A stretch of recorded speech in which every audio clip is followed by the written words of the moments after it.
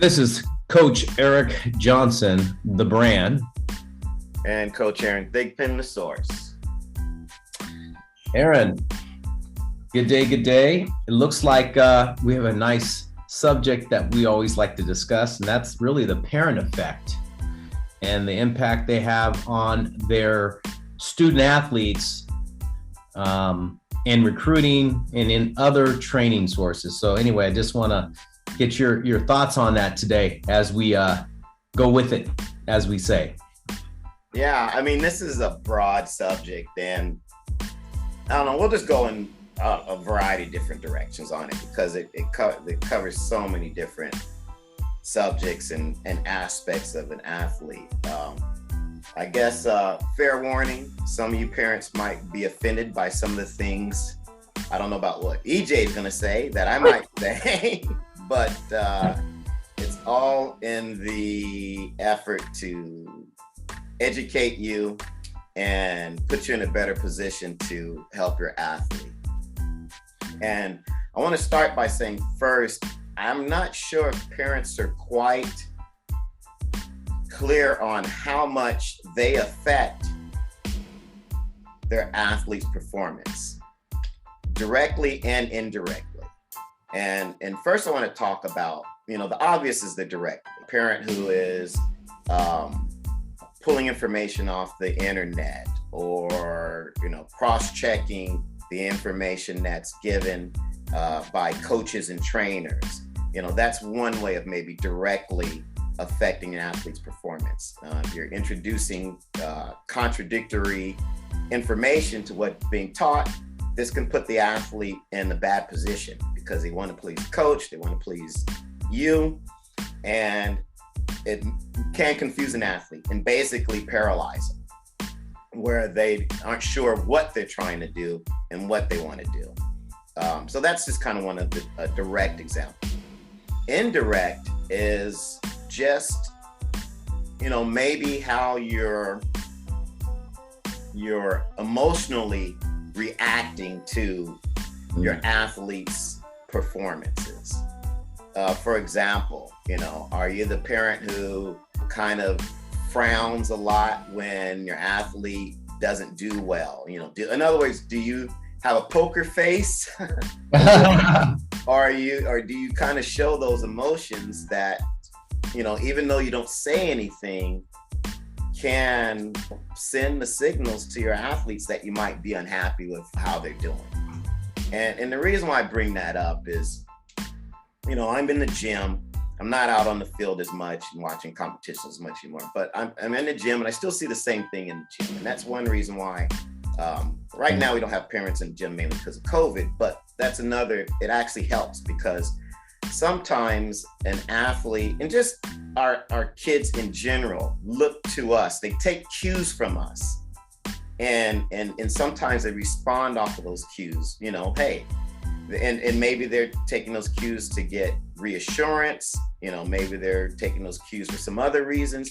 But if we're sending the wrong cues and it becomes a situation where the athlete is always looking to the parent for the appropriate cue, for that validation, for that, attaboy or whatever, then you can paralyze an athlete.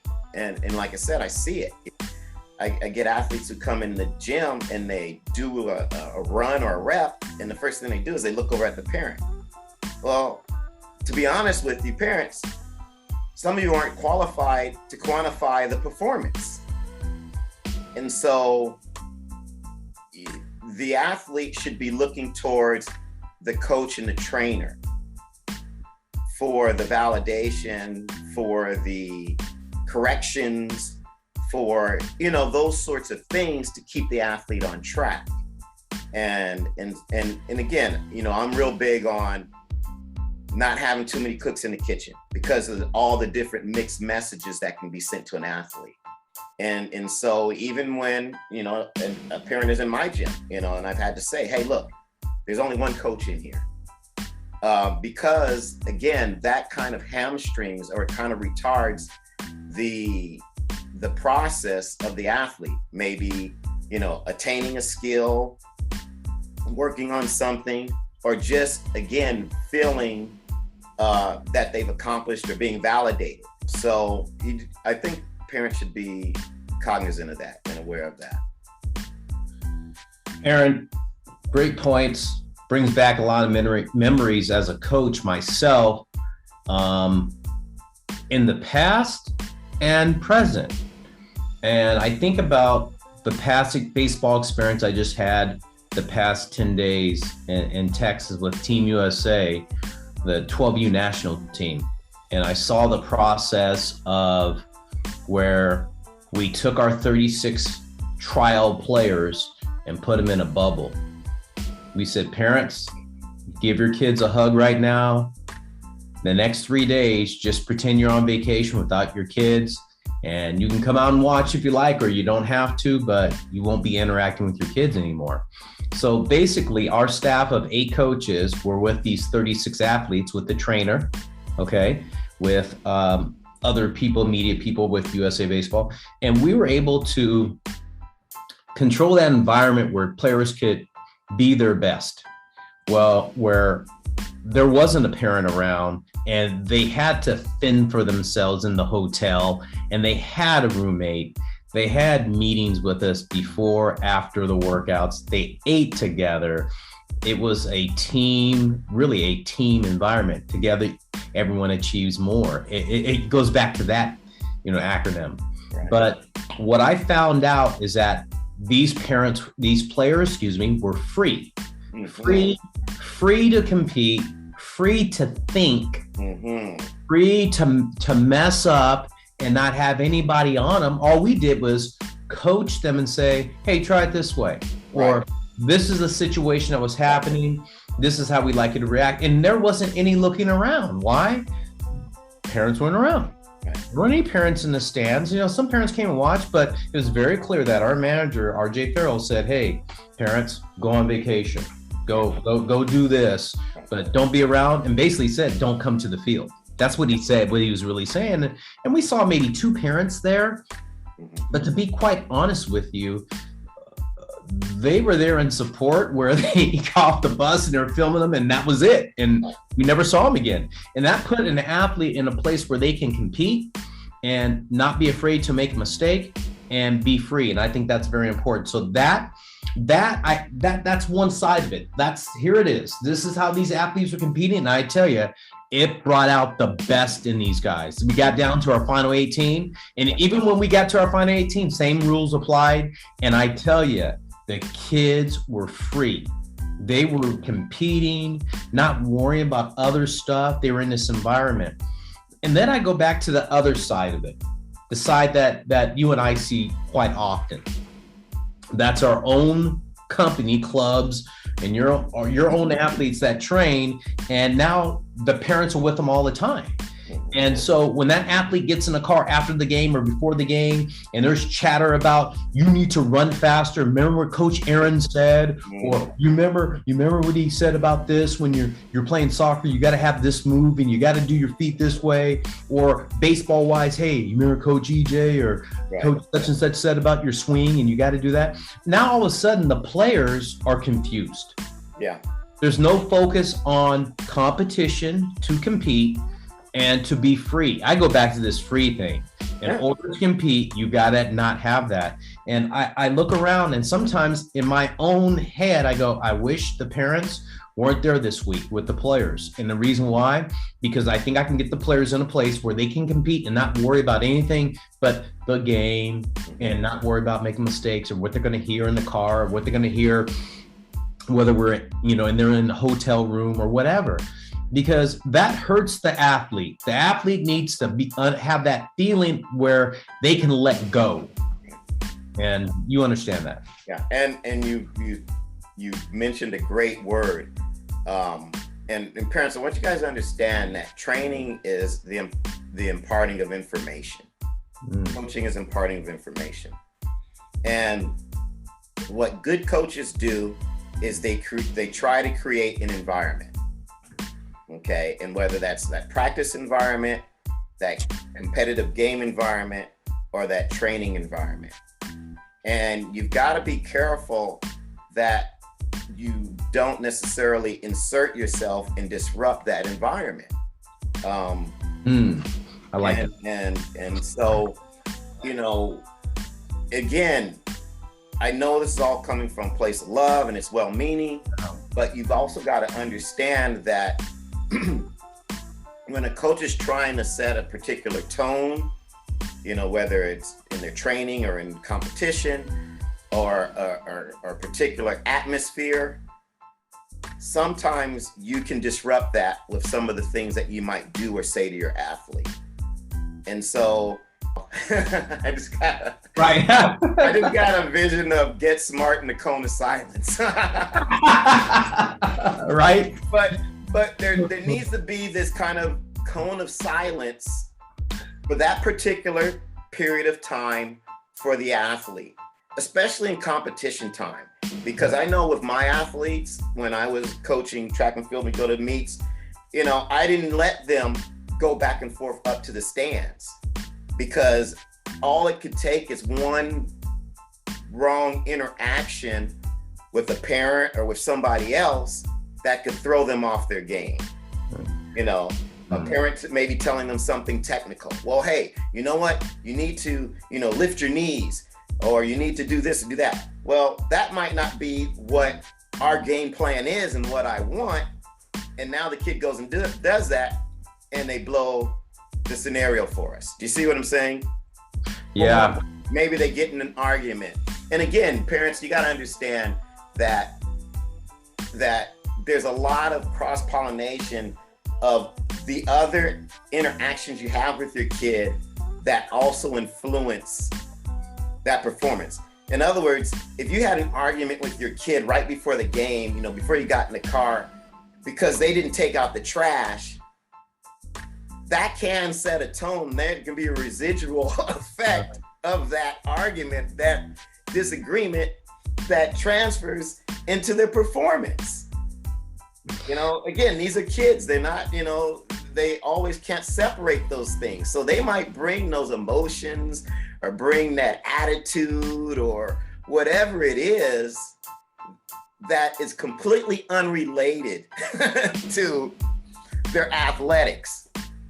And now it poisons their their competitive or their training environment. Aaron, I'm going to take it to another step. This happened 3 weeks ago, where that happened, what you just said, that scenario happened with one of our athletes, and the athlete goes to the field and he's thinking that already and doesn't want to be there. Then he starts talking to the teammates, and the teammates hear it.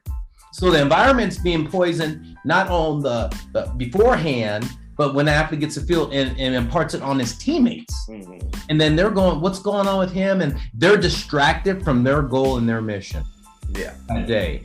And so it can go twofold, not only from a personal, but it can get indirectly out to the team. And that hurts that too, because players start to wonder, that's one of our key players. What's going on with him? He's not right today. And they start stressing about it. So I think the language and the phrase you use, creating that environment as a coach, that's the hardest thing that, and this is another podcast for us, Aaron, is creating that environment as a coach. What does that look like? And parents, what do you understand in that? That's another good subject there. But Aaron, it's so true. I mean, athletes have to be free of that. Hey, handle that after the match. Handle that after the meet. Handle that after the game. Because you have to have a relationship with your kid. I mean, parents, listen, you have to have a relationship with your kids outside of sports. And you have to parent them, and they're going to need you in life. And if they can't trust you over a sporting event, or say they can't really, are fearful of you during a sporting event, how can you have a relationship with them in other subjects that are more important in their life at times? Yeah. And I think that's well said. And I probably want to end it there, but I think we'd probably be doing our listeners a disservice if we can't give them some kind of tools or ways to handle this. And I can only give you, some examples that I did as a parent of two athletes as well. If you know you're one of those emotional athlete or emotional parents who gets caught up in the game and you can't have that poker face, then, maybe what you do is when you watch the game, you watch it from a viewpoint where your athlete can't see you. That way they're not reading any facial, verbal, exactly, that you might give off. That's one thing. And what I used to do as a parent, I would just go to the other side of the stadium and watch my athletes.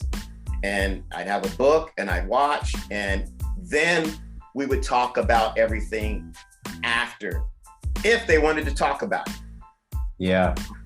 If they wanted to talk about it. And you might have to give them 30 minutes, an hour, or even the next day to decompress what happened in the game, and then visit it there, because now you guys can both visit it with fresh minds and no emotions and that sort of thing, whether it's winning or losing. So even if you're just giving them good advice, but I would say keep the conversation short, let them come to you versus, hey, what happened? How did why didn't you do it? That sort of thing after the game.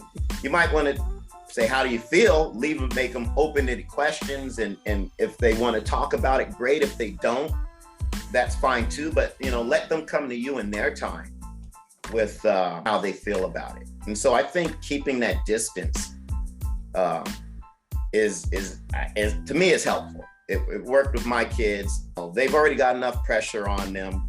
Mm-hmm. I didn't want to add any more.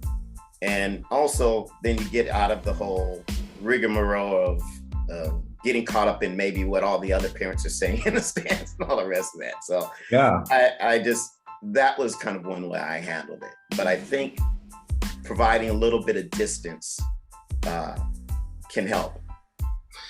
I agree with you, Aaron. And I think about I think about two experiences that happened. I remember about 14 years ago, we had a player and very excellent athlete, just a great kid, great kid, played really hard, tried his best, was an excellent player.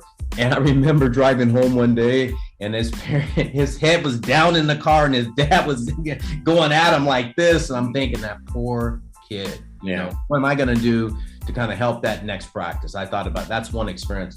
And then other experience, I had a coach who had a kid who's about 14 and he was playing. And he said, I just sat away from the parents because there's too much chatter behind home plate about stuff that wasn't pertinent to the team and the development. It's all about their kid and stuff and what they were going to tell their kid after the game. And he said, I had to leave. And this was a college coach. He said, I had to leave, go down there to the right field corner where my son wouldn't see me, and I enjoyed being his father. Yeah. I enjoyed watching him play. I enjoyed the joy of seeing him out there doing something he loved. And that brought back what you just said, is that's being a great parent. And I think you can have said those two remedies or antidotes: watch from afar and let them initiate the conversation after the game. If they want to, make it short. Those are great suggestions for parents to have in their bag to help their kids be successful.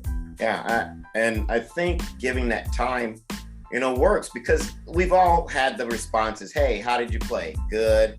Or how did you play? Bad. You get those one, and then you get frustrated, because you want more information. But I think if you circle back a day or two after and then ask those questions or prompt them to kind of get an idea of how they felt and how they were managing, I think kids are going to be a little bit more responsive. Right. But again, that's my 2 cents. One thing I do want your parents to go to the website, gamespeed.net. There's actually an article I wrote about this. It's called Parents, Are You Standing in the Way of Your Athlete's Performance? Wrote a couple years ago, but it's still pertinent. And it talks about the 6 traps parents fall into. You might recognize yourself. Hopefully you won't. Hopefully you won't. Right. And again, I know where all this comes from. Hey, it comes from a spot of love and wanting your kids to be the best they can be. Mm-hmm. But we also want them to enjoy what they're doing, and actually, more so, enjoy the memories. Right. Of what they've done.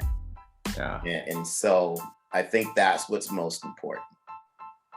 Well said, Aaron, today. Love the subject. This is Coach EJ, Eric Johnson, the brand. And Coach Aaron Thigpen, the source. Coming up in just a couple of months, we're still working on that Champions Are Built series. I want you guys to stay tuned for it. We also are on a new platform now called Mic'd Up. Those are actually live sessions where you can actually send in questions and we'll answer them during the session. So start to look for those. We're going to start to do those Fridays at noon on various dates. It'll be called Asked and Answered with the brand and the source, Aaron Thigpen and Eric Johnson and Aaron Thigpen. It's a mouthful, so we may change that. Anyway, some things in the works we think you guys will like. That's a really good interactive platform. It's where you can ask your question directly. Even if you're not listening real time, you'll be able to download the conversation and hear your question answered. So even if you can't listen to us live and interact with us live, you'll be able to still have some input, be a part of the show, and hopefully get your questions answered the way you'd like. Other than that, we'll see you. See you later.